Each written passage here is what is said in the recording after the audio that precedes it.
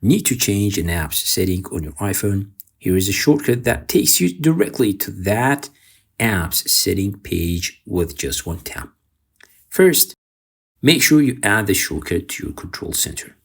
Now, whenever you're using an app, let's say the App Store, simply swipe down to open Control Center and tap that shortcut.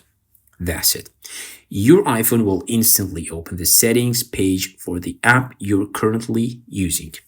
No more opening settings, scrolling through dozens of apps, and trying to find the one you're looking for.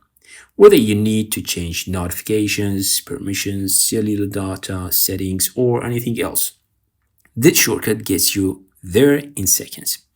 If you like this shortcut, check the pinned comment for the download link. If you don't see it, leave a comment below and I will help you get it.